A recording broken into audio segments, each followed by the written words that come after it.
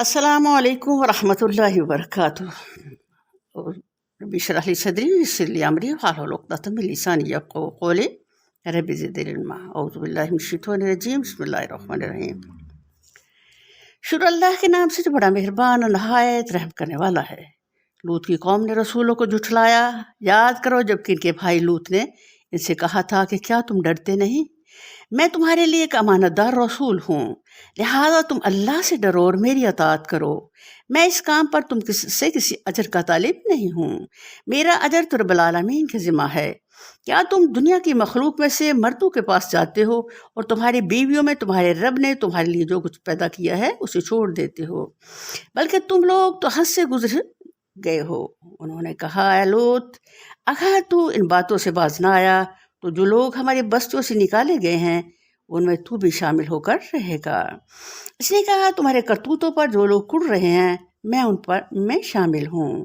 اے پروردگار، مجھے اور میرے اہل و عیال کو ان کی بد کرداریوں سے نجات دے. آخرکار ہم نے اسے اور اس کے سب اہل و عیال کو بچا لیا، بجز ایک بڑھیا کے جو پیچھے رہ جانے والوں میں سے تھی.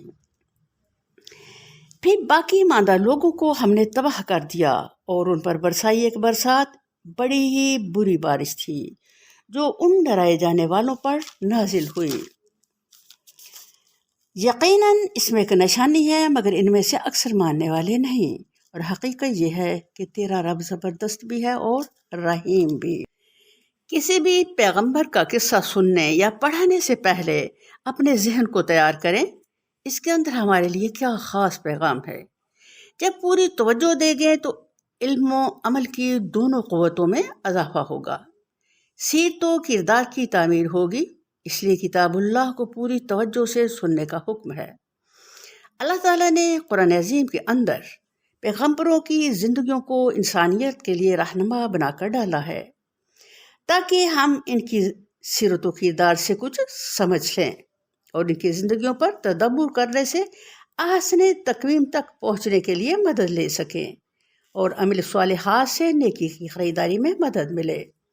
جو قوم اللہ کا پیغام پانے کے بعد رد کر دیتی ہے اسے پھر ہلاک کیے بغیر نہیں چھوڑا جاتا. لوط علیہ السلام حضرت ابراہیم علیہ السلام کے بھتیجے تھے جو ہجرت کے وقت حضرت ابراہیم کی دعا کی قبولیت پر ایمان لا کر ان کے سفر کے ساتھی بنے. اللہ تعالیٰ نے حضرت لوط کو پیغمبر بنا کر صدوم شہر کی طرف بھیجا. یہ شہر فلسطین اور یورڈن کے بارڈر پر واقع ہے.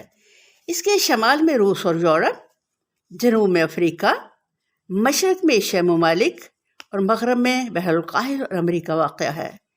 شام و فلسطین کی زمین کی برکتیں مادی بھی ہیں اور روحانی بھی.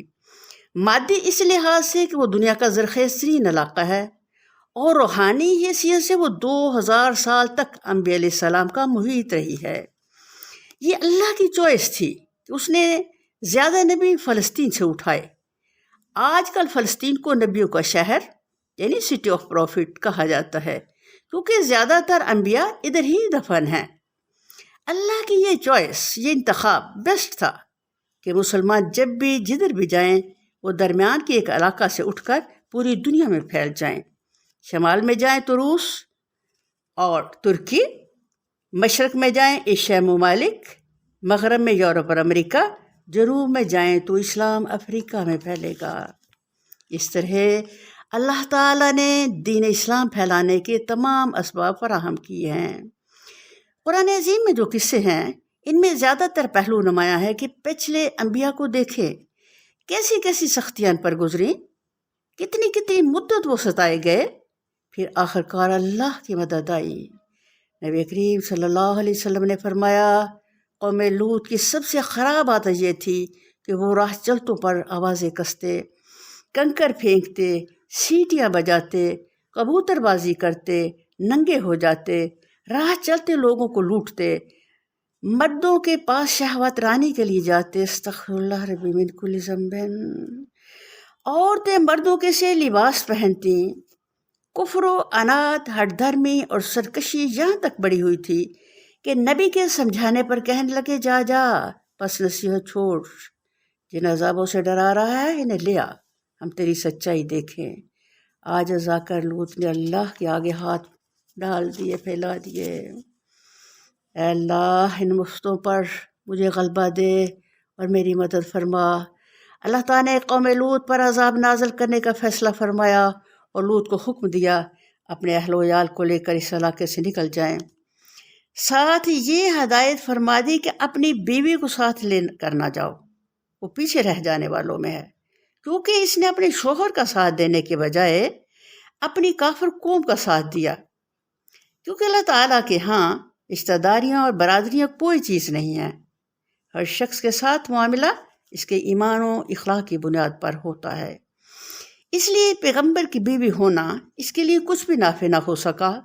اس کا انجام شوہر کے ساتھ ہونے کے بجائے اس کی قوم کے ساتھ ہوا، جس کے ساتھ اس نے اپنا دین اور اخلاق وابستہ کر رکھا تھا۔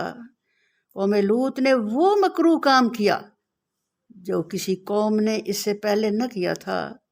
اس پر اللہ تعالیٰ نے جبریل، میکائیل، اسرافیل کو انسانی شکل میں حضرت لوط کے گھر مہمان بنا کر بھیجا۔ انتہائی خوبصورت شباب کی عمر۔